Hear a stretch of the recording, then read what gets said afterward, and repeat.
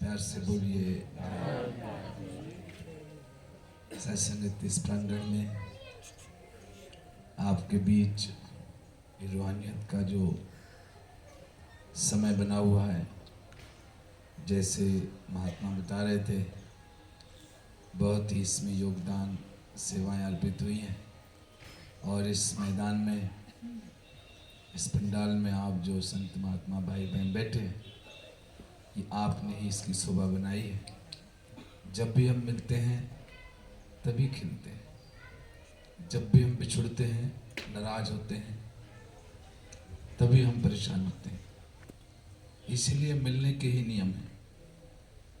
ठीक यही चाहे सत्संग परमात्मा से मिलना हो, अपनों से मिलना।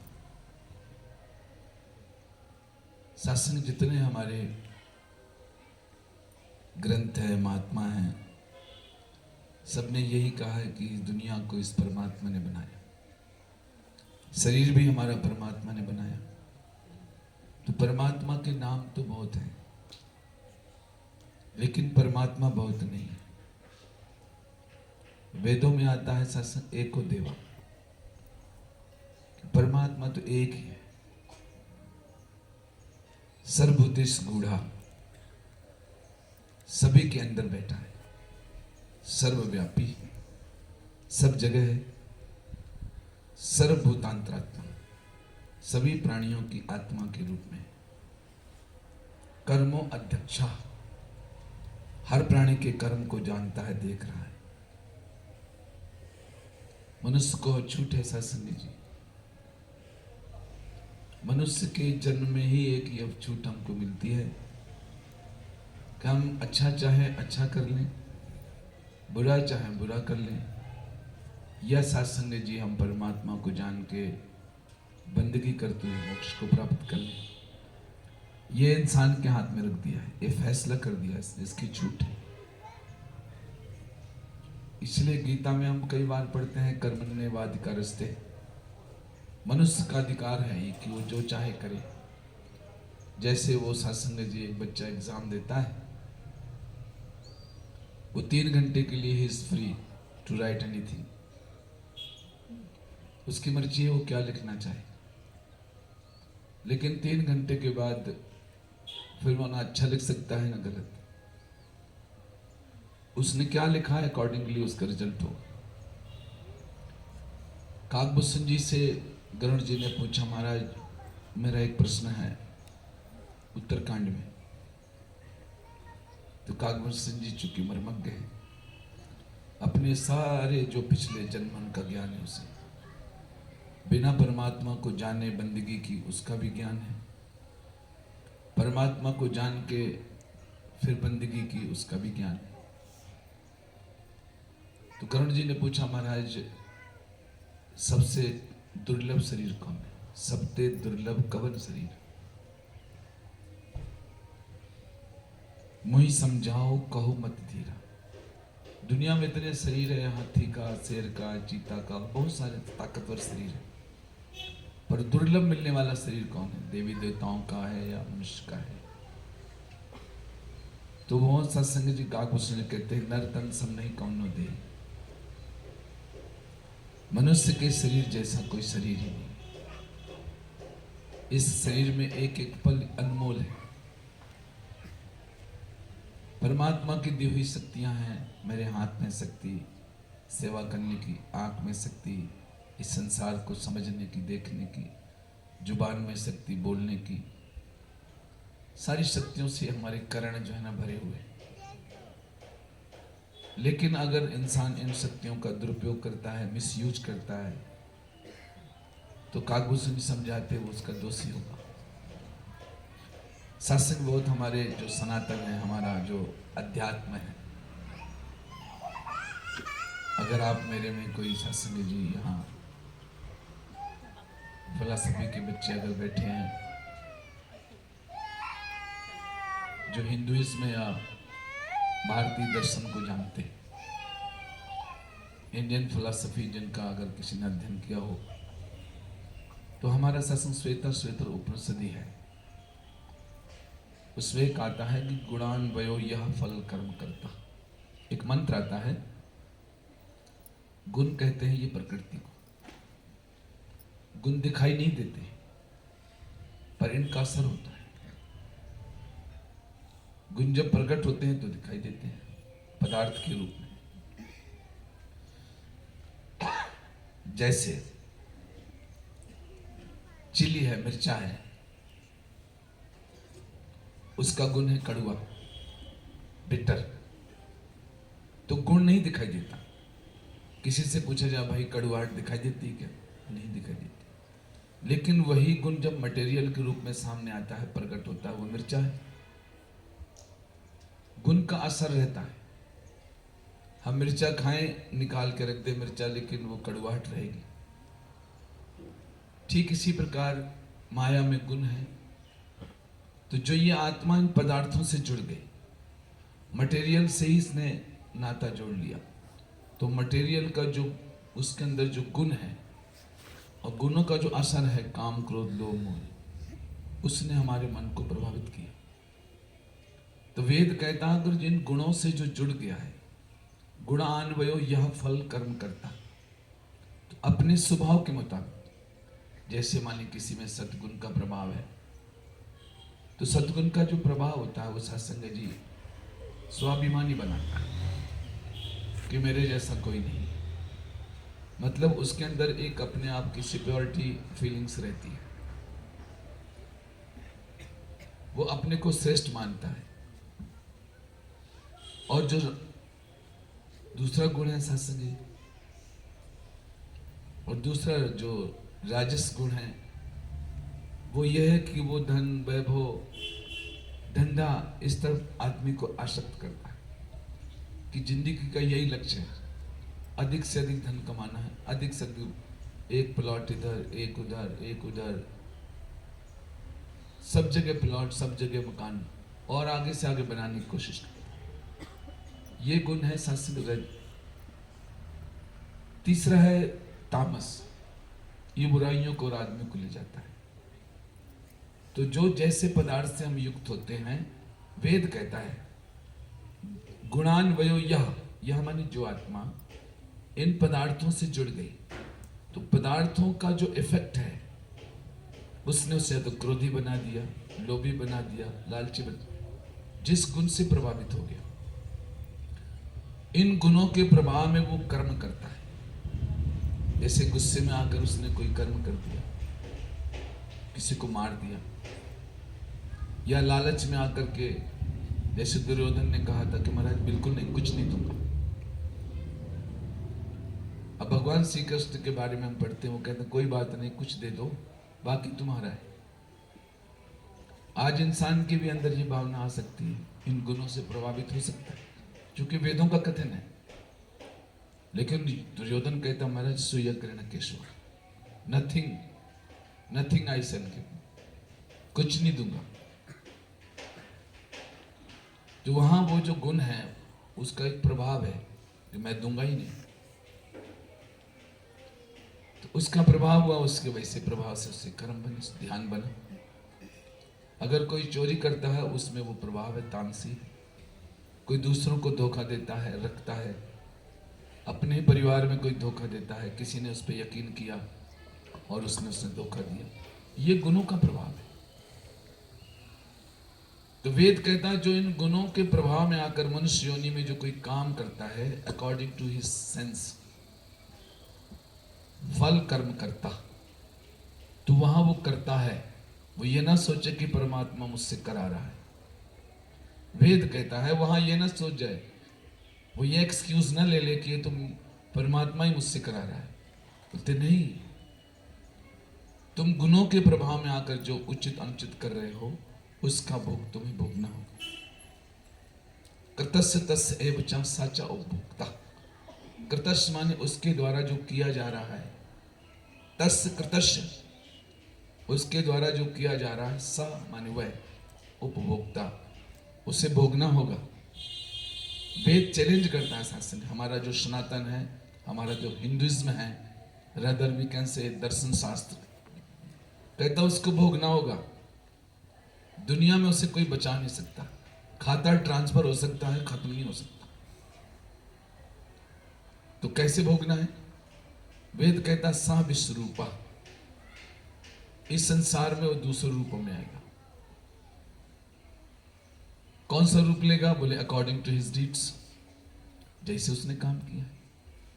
अगर ठगी की है, धोखा किया है, लालच किया है, तो उसको अपने शरीर को कटा कटा के तौल तौल के लिए जाएगा। बाज बनेगा जिसका खाया था, अब वो चिड़िया बने था जिसने खाया, उसको बाज पकड़ लेगा, जमीन में डाल लेगा, उसको नोचेगा। जैसे उसने नोचा उसको भी नोचा जाएगा। Everything is equal, this universe is complete balance. तो वेद इस बात को हमें चेतन करता है, कृतस्य तस्य एव च सच उपभोक्ता, उसके द्वारा जो किया जा रहा है उसे भोगना है। टाइम बिंग के लिए हम कहते हैं कौन देखता है? तो एग्जाम के समय जो बच्चा गलत लिख रहा है, result is not given yet, उसी वक्त रिजल्ट नहीं मिलता, रिजल्ट तो बाद में मिलता है। सा विश्वरूपः त्रिगुणः त्रिवर्तमः, वह उन्हीं गुणों से युक्त वो शरीर धारण करेगा। प्राणादिपा संचरित स्वकर्म भी, प्राणों का मालिक ये आत्मा अपने कर्मों की वजह से इन शरीरों में भटकता है। There is no way to escape. Veda में ऋषि महात्मा पूछते हैं कि महाराज कोई तो तरीका होगा इस मृत्यु के सागर से बचने के लिए, कोई तो वे होगा कि इन पापों के प्रायश्चित को बचा जाए। मान लीजिए मनुष्य के रूप में होश आ गया, तो काकभूषण जी यही बात समझा रहे हैं, नर्तन सम नहीं कौनो दे, मनुष्य के शरीर जैसा कोई शरीर नहीं। क्यों क्यों नहीं है? बोले नरक स्वर्ग अपवर्ग नसेन, बंदा चाहे इस शरीर को ऐसा काम करे कि नरक में जाएगा, वो सीढ़ी नरक को लग गई। अच्छा काम किया, लोगों का भला किया, परमार्थ में लगा रहा, परिवार की सेवा की, धोखा नहीं किया, जिसने उस पर यकीन किया वो खरा उतरा। ये हमारा अपना ध्यान है। मुझ पर मेरा आदमी विश्वास करता है, मेरा पिता विश्वास करता है, मेरी पत्नी विश्वास करती है, मेरा समाज विश्वास करता है कि नहीं वो ऐसा काम नहीं कर सकता। So I should not break his belief. तो मेरा धर्म है कि मैं उस विश्वास को कत्ल ना करूं। तो ऐसे लोग परमार्थी कहलाते हैं, और हमारे बीच में होते हैं वो आप जैसे लोग हैं। यहां वैसे हम देखा जाए तो फिजिकली वेल्थ तो है नहीं इधर कुछ भी, ना किसी को 100 रुपए देने, ना कोई वोट की राजनीति है। तो अगर आप आके बैठे हैं तो इसका मतलब क्या है?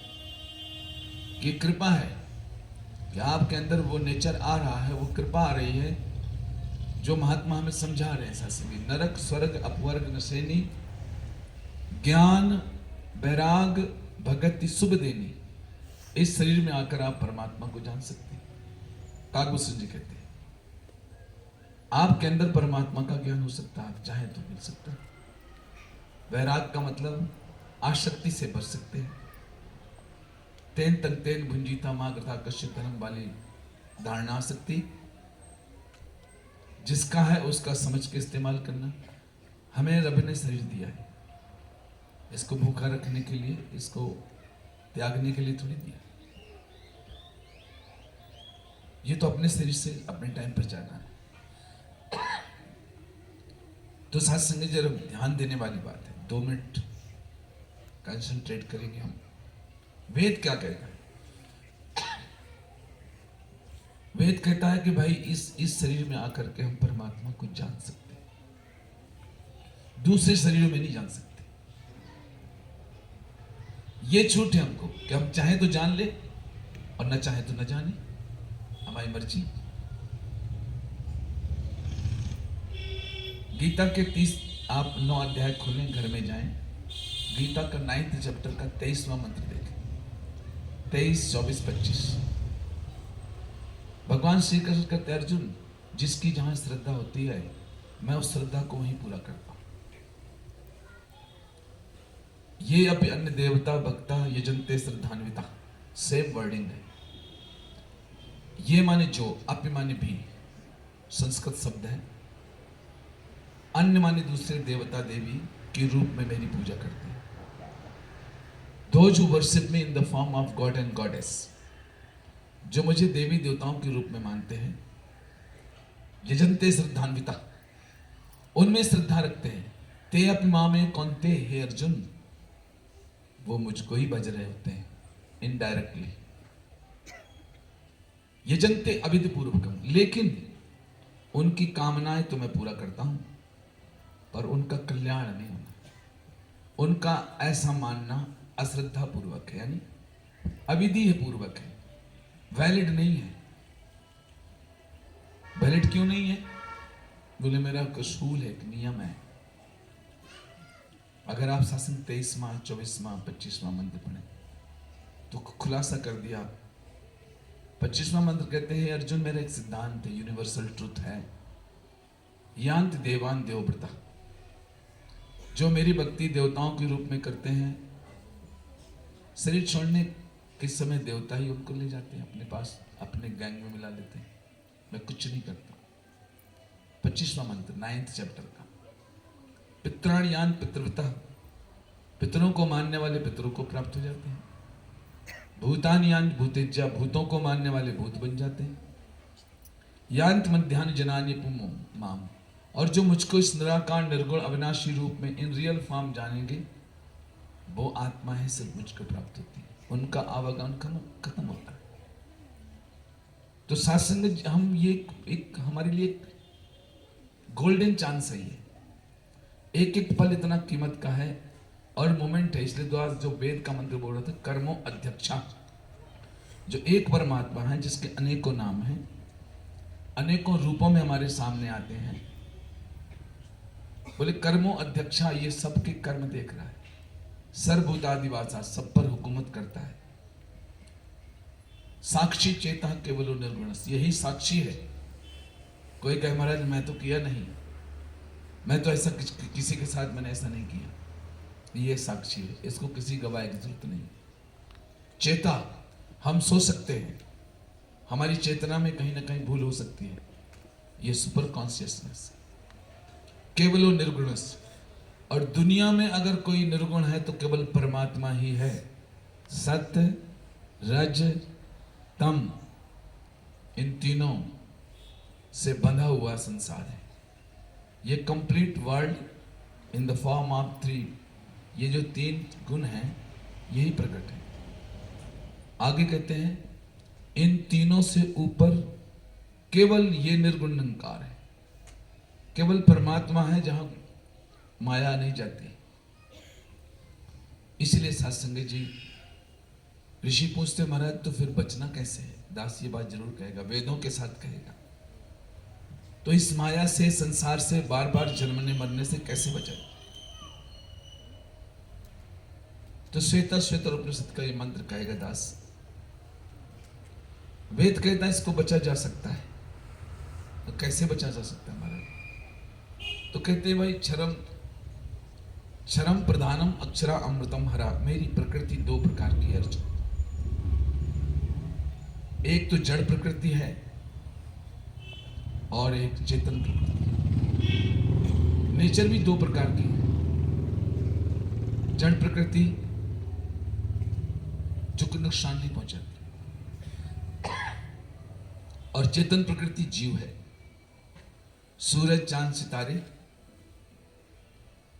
धरती अग्नि पानी वायु आकाश, ये 8 प्रकार की मेरी अपरा प्रकृति है। गीता के 7वें अध्याय का 4था मंत्र भी यही कहता है। लेकिन जो जीव है, जो चेतन है, जो शरीर छोड़ता है, भटकता है, ये चेतन प्रकृति है। एक दुष्ट अतिशय दुख रूपा, जा बस जीव पराभव कूपा, ये दुष्ट है। शरीर को छोड़ने के बाद जो आत्माएं भटक जाती हैं, वो पापात्माएं हो जाती हैं, काल रूप हो जाते हैं। ये खुलासा कर रहा है। इसलिए क्षरम प्रधानम अक्षरा अमृतम हरा, मेरी 2 प्रकार की प्रकृति है। और क्षरम च आत्मानो एष्टे देव एका, दोनों पर शासन एक देव, एक परमात्मा करता है, जिसके नाम अनेक हो सकते हैं, पूजा की पद्धतियां अनेक हो सकती हैं। The way of worshipping methods में भी डिफरेंट, लेकिन परमात्मा एक ही है। तो वो जो वेद कह रहा है, इनको पर दोनों पर हुकूमत इस एक की है, तद अभिध्यानात्। इसको हम मनुष्य के रूप में जान सकते हैं, इसका ध्यान कर सकते हैं। तद योजनात्, इसी से मन का नाता जोड़ रखना है। तद भावात्, और उसी भाव में रहना है। प्यार का भाव, सत्कार का भाव, मनुष्यता का भाव, मानवता का जो भाव। कोई हमसे मिले तो उसे राहत मिले, आहत न मिले। कितनी बड़ी बात कही कि मनुष्य से अगर कोई मिलता है तो उसे आहत नहीं, राहत मिले। अब हमने सोचना है कि हमें जो शक्तियां मिली हैं वो हमारी वजह से कोई दुखी तो नहीं है।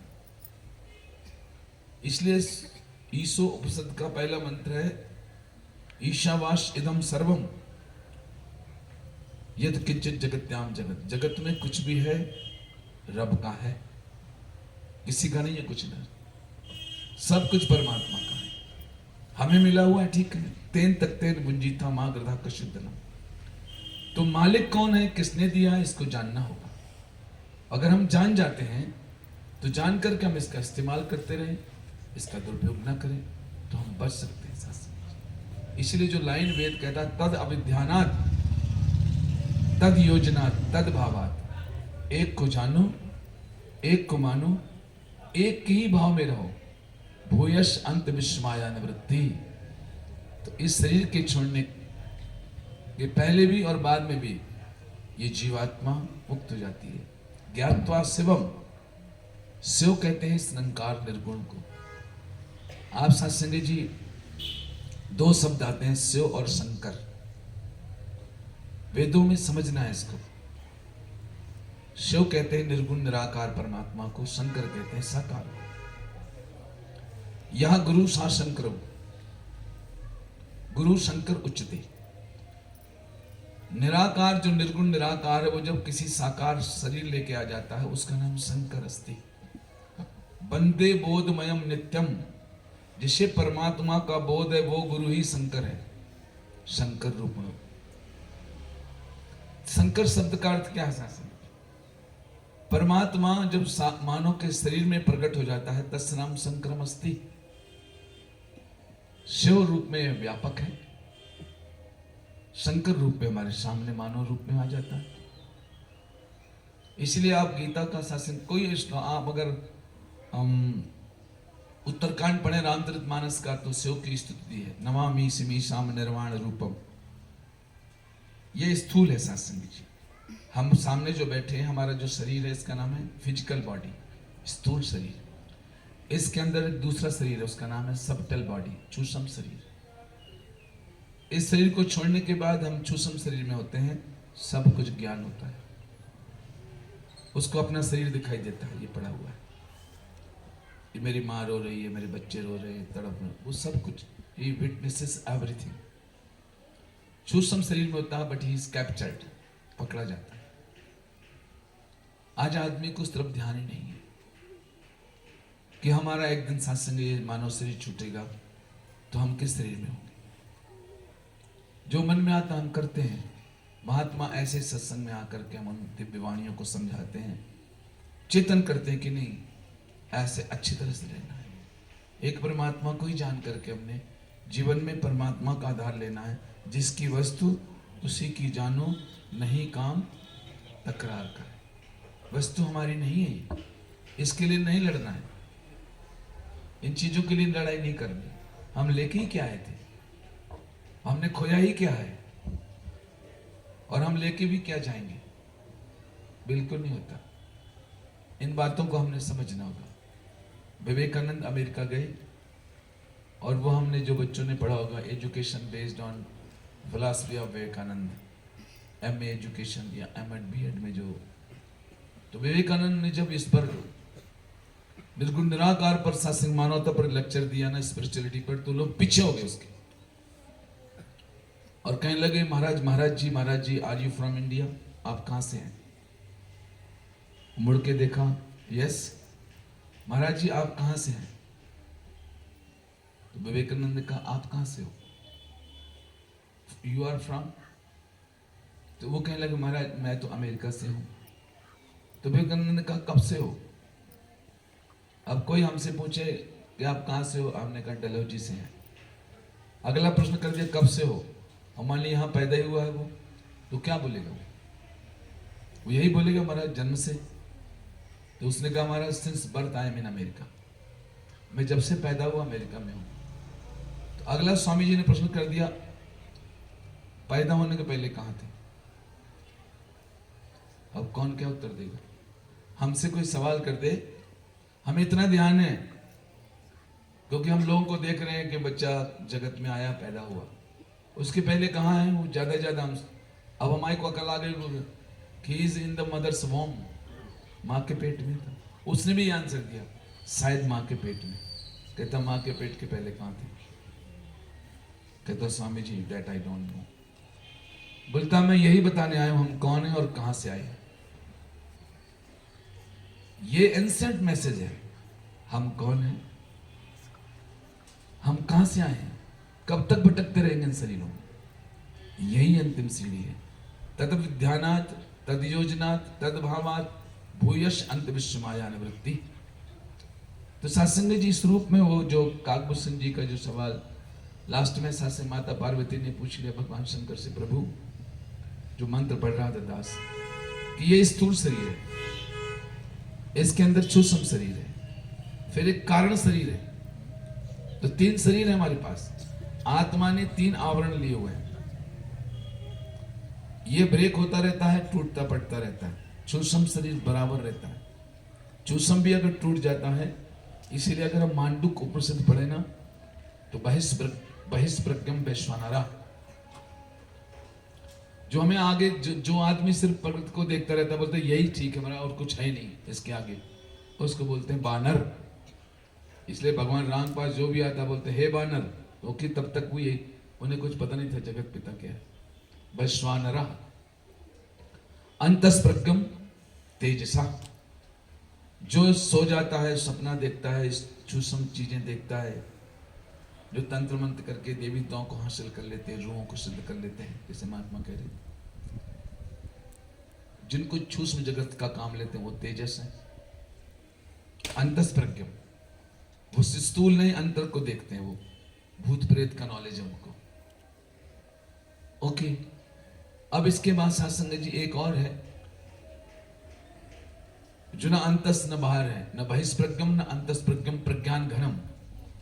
न वो सो रहा है, यानी उसे न बाहर की कोई चीज दिख रही है, न अंदर की, न सपना आ रहा है, न कुछ गहरी नींद में है, वो मानसिक अवस्था करण है।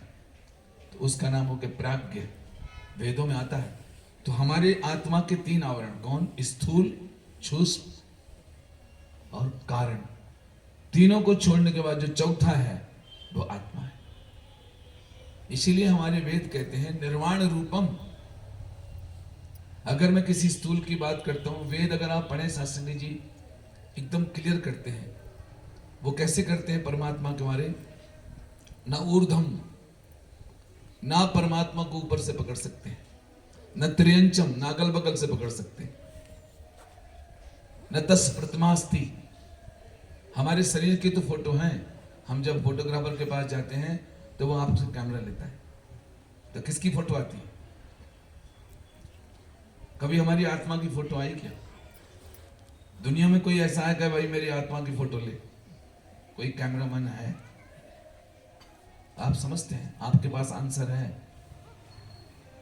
आत्मा की कोई फोटो आज तक नहीं ली। इसलिए ब्रह्म का कोई मंदिर नहीं, क्योंकि ब्रह्म जो है जब साकार में आ जाता है उसके मंदिर है।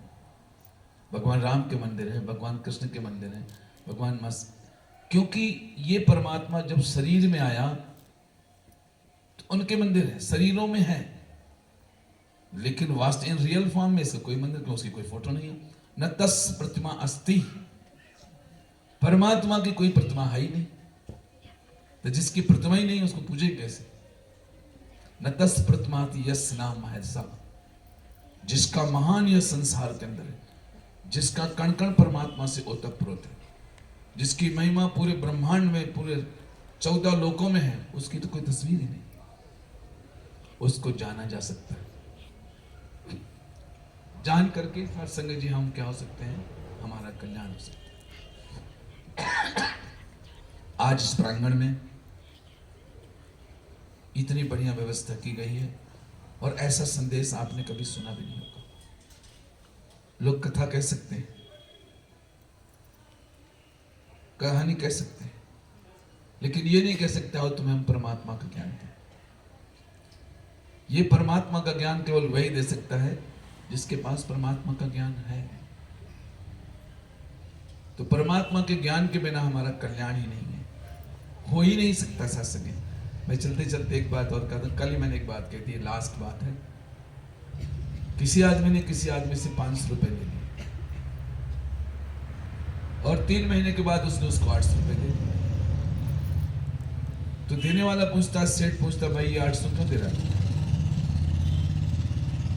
तो जिसने लिए थे वो कहता, भैया 500 मैंने आपका मूल लिया था, 3 महीने बाद 100 रुपए करके मैंने ब्याज दिया है, तो इस करके 800 रुपए हो गए आपके। तो जो देने वाला सेठ है वो कहता, वाह, 500 पर 1 महीने का 500 ब्याज लेता हूं, तो 3 महीने की तो ब्याज ही मेरा 1500 हो गया, और 500 मूल था, तो 2000 बनते हैं। झगड़ा बढ़ गया, राजा के पास चले गए। अब राजा तो जो बोलेगा दैट इज ओके, एक्सेप्ट करना पड़ेगा। राजा ने सेठ की बात सुनी, बता भाई। कहता, महाराज मेरा नियम है, मैं 500 पर 500 ब्याज लेता हूं। तो मैंने 500 रुपए इसने लिए थे, 3 महीने हो गए, ब्याज मेरा 1500 हो गया, मूल 500 था, 2000 हो गए, ये 800 दे रहा है। राजा सोचता है मन में कि बड़ा तगड़ा ब्याज लेता ही। राजा कहता, कोई एक रकम छोड़ दे, या तो ब्याज छोड़ दे या मूल छोड़ दे। अब साथ संग जी, हमारा दिमाग ऐसा होता है कि हम जो चीज ज्यादा होती है उसको नहीं छोड़ते। तो वो सेठ सोचता है ब्याज तो 1500 है और मूल 500 है। काफी दिमाग लगाने के बाद बोलता, महाराज मैंने मूल छोड़ दिया। राजा बोलता, तेरा ब्याज भी छूट गया, क्योंकि तूने मूल ही छोड़ दिया। जो इस जगत के मूल को ही छोड़ देते हैं, उनका ये ब्याज भी उनके लिए दुखदाई होता है। इसलिए आइए शासन, वो वेद का मंत्र, तेन तक तेन बुंजी था, मां गृधा कश्चिदनम। ईशो उपनिषद का दूसरा मंत्र अगर आप पढ़ेंगे ना, बस इतना ही आज बोल के, कुर्वन्ने कर्माणि। परमात्मा का है, जहां भी रहो, you may be officer, you may be doctor, you may be engineer, और you may be anything in this world, remember that, याद रखो, you should be a good man. इस बात का ध्यान रखना है, परमात्मा ने जो शक्ति दी है, it should be used in polite manner. इसको विनम्रता से यूज करो, और बढ़ जाएगा। कुर्वन्ने कर्माणि, कर्म से भागना नहीं है। ईशो उपनिषद का दूसरा मंत्र, don't run away from your duties. अगर मां है तो सेवा करो, पुत्र है तो उसका ध्यान करो, पत्नी है तो उसकी पालन पोषण तुम्हारे हाथों में है, उसका गार्जियन नहीं, उसका साथी बनो। वेद कहता है, कुर्वन्ने कर्माणि, लेकिन कैसे? अपना समझ के नहीं। अपनी कोई वस्तु का हम ख्याल नहीं करते। मेरी हो गई, जब तक मेरी नहीं होती उसका हम ख्याल करते हैं, और जिस दिन से मेरी हो जाती है दूसरा ढूंढने लगते हैं। यह हमारी शास्त्रीय फितरत है। जो मेरी नहीं होती उसकी तलाश करता हूं, जब मेरी हो जाती है उस अगले की तलाश करता हूं। तो बोलता, नहीं, तेरी कुछ नहीं है। प्रभु की दी हुई शक्तियों को परमात्मा की समझ के इस्तेमाल करोगे तो you will never do any mistake. कुर्वन्ने कर्माणि, ऐसे काम करना। जिजीवेक्षत सपतम समा, 100 साल तक जीने की बात क्या करो। ये मत कहो मुझे मरना है। कितनी गजब की बात है। अक्सर लोग बोलते थोड़ा सा डिप्रेशन आया, सुसाइड, थोड़ी सी डिप्रेशन हुई, थोड़ी सी माँ ने कोई सी बात बोल दी, थोड़ी सी निगेटिविटी दिमाग में आई, नहीं, रन अवे। इसके जिम्मेदार हम होंगे। वेद कहता है, उपनिषद कहती है 100 साल तक जीने की इच्छा करो, ज्यादा जियो, ऐसा शरीर मिलेगा नहीं, फिर नहीं मिलेगा। जिजीव शिक्षित, अपनों के साथ रहो, न अन्यथा। इसके अलावा देयर इज नो वे। अगर आप शरीर छोड़ भी देंगे तो दूसरे लोग कैप्चर करेंगे आपको। तब अस्ति न कर्म लिप्ते न रहा। अगर आप परमात्मा को जान करके परमात्मा का निमित्त जियोगे तो तुम जो करोगे अच्छा करोगे, और वो कर्म तुम्हारे बंधन का कारण नहीं होंगे। तो आज ऑलेटस, आज सदगुरु माता जी, उनका मैं सेवक हूँ। हमारे पूज्य गुलेरिया जी, जिन्हें हम बहुत ही यहाँ के संयोजक महात्मा हैं, हमारे अनूप जी जिन्होंने ये व्यवस्था की है, और कई सज्जन वृद्धों का नाम लिया था जिन्होंने झाड़ू लगाया। यहाँ से मैं सलाम करता हूँ, मैं दिल से सलाम करता हूँ उन महात्माओं का, उन महान हस्तियों का। आपको सलाम करता हूँ। क्या आप इतनी देर कोई 5 मिनट बैठा के देखे? किसी को पकड़ के बैठाना पड़ता है, बैठ बैठ। वैसी बात करेंगे लोग बैठे रहेंगे। अगर आपने विष्णु पुराण पढ़ा है ना, तो नारद कहता भगवान विष्णु से, महाराज आप कितने भक्त हैं ना, इतने भक्त हैं पृथ्वी लोक में। नारद, लक्ष्मी जी कहते हैं इनके नहीं हो, मेरी है। विष्णु पुराण अगर आप ध्यान से पढ़ें, मैंने शास्त्री की है, इसका अध्ययन किया बहुत अच्छे ढंग से, लिटरेचर से, उपनिषदियों में दर्शन शास्त्र किया है, आप इसको समझने वाले। विष्णु भगवान कहते हैं वाह नारद, बहुत अच्छी खुशखबर है। वो कहते महाराज रुको, वो आपके नहीं है, वो मेरे हैं। लक्ष्मी जी कहते हैं वो मेरे भक्त हैं। अब भगवान अपने भगत का अपमान नहीं देखता। 1 मिनट में बात कहूंगा सीधे आपके चरणों में। अब नारद ने अपने भगत का पक्ष रखना है, भगवान ने नारद का पक्ष रखना है। माता लक्ष्मी बोलती महाराज आपको पता होना चाहिए वो आपके नहीं है, मेरे हैं। क्या माते क्या बात करती हो आप? जिधर जाएंगे आपको ढेरों मिलेंगे, आप क्या बोलते वो इनके नहीं है भाई, बोल रहे हो ना, मैं मेरे हैं वो। तो आपके कैसे हो सकते हैं? नाम तो इनका लेते हैं। बोले नाम इनका लेते हैं, चाहते मुझे। अब भगवान कहते हैं अरे चुप करो, मैं देवी ऐसे मत करो, वो ठीक बोल रहा है। बोलते फिर ले आओ खाद कोई, इसको बोलो ले आओ, इधर ले आओ, इतना आपसे मिलना चाहते हैं। तो नारद मृत्यु लोक में गया, जहां लोग गा भी जा रहे थे, बोलते भगवान से मिलना है। किसी ने बात ही नहीं सुनी। बोले अरे भाई इज्जत का सवाल है, चलो मैं भगवान से मिलाता हूं। सब एक एक करके जाने लगे। एक को पकड़ लिया नारद ने, अरे तू भी जा रहा है यार। डंडा उठाया उसने, तो अपना काम कर, चल इधर से। वापस लौट गया कि महाराज लाज रखो, मेरी बात कट रही है, कोई आने को तैयार नहीं। भगवान ने उसको चेंज कर दिया। कोई बात नहीं लक्ष्मी, वो तेरे होंगे लेकिन मेरे करके हैं। अब आपने बात बदल दी, तुम्हारे करके हैं। मैं नहीं समझे। बोले तुम्हारे करके का मतलब तुम्हारे होंगे पर मेरे करके हैं। बोले प्रूव करो।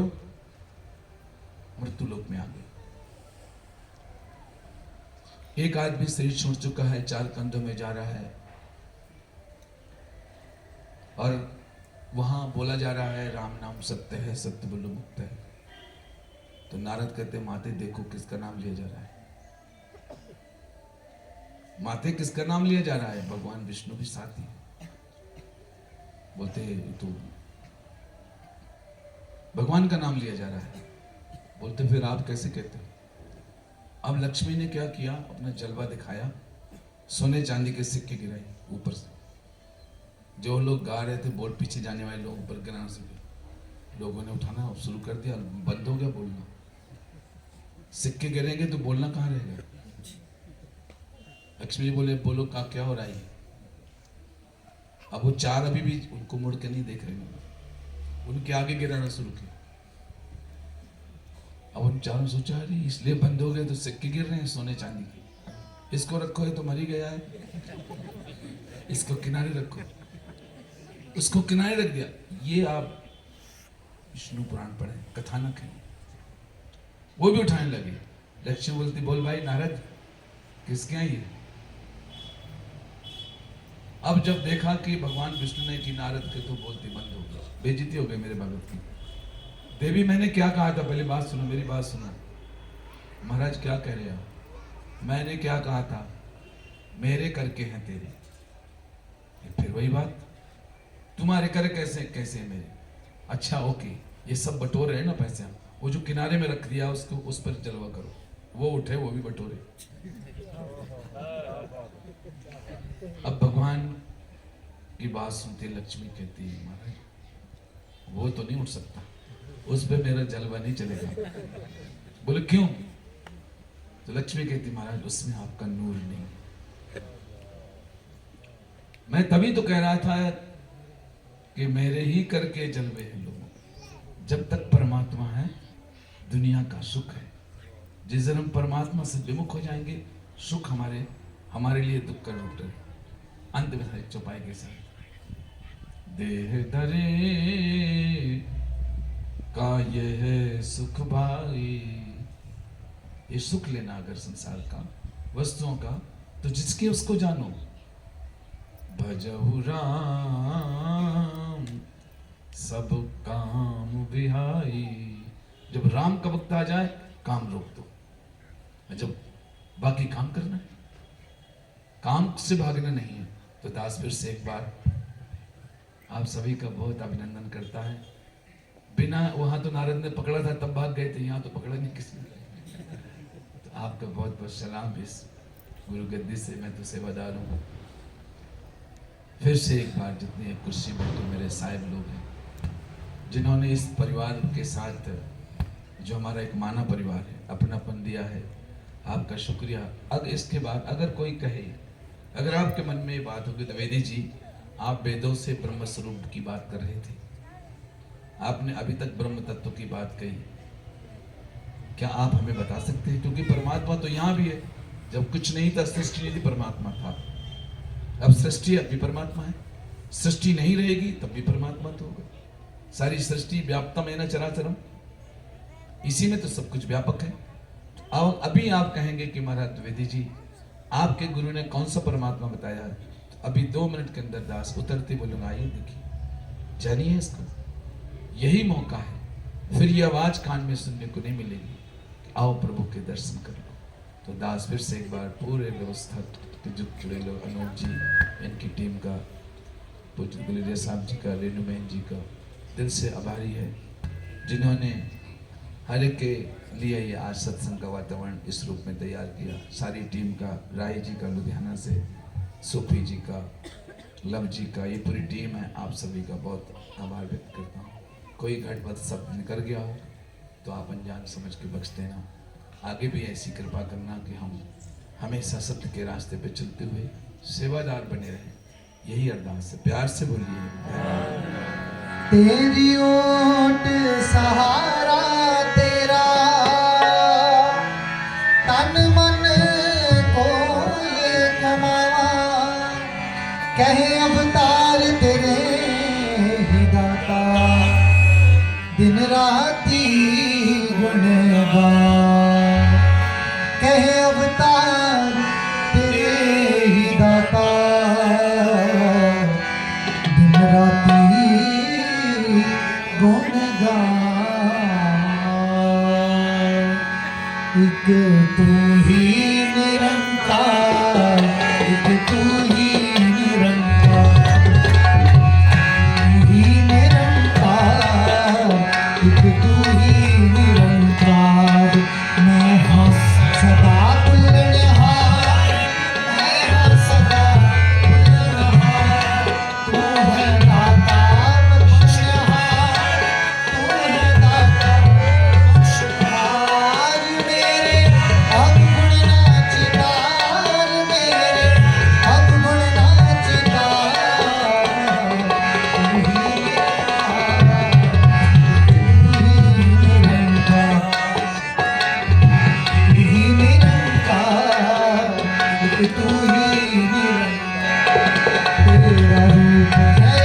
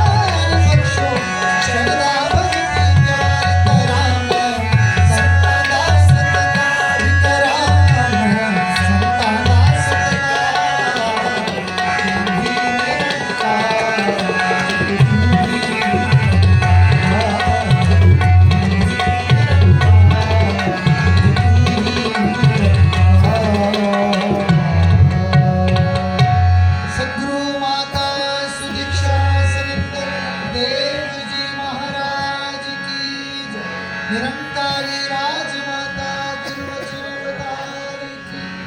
साथ संगत जी प्रेम से बोलिए जी। प्यार से बोलिए। इससे बात का निवेदन बताया आपको कि जो निराकार परमात्मा का ज्ञान लेना चाहते हैं, जो ईश्वर दर्शन करना चाहते हैं,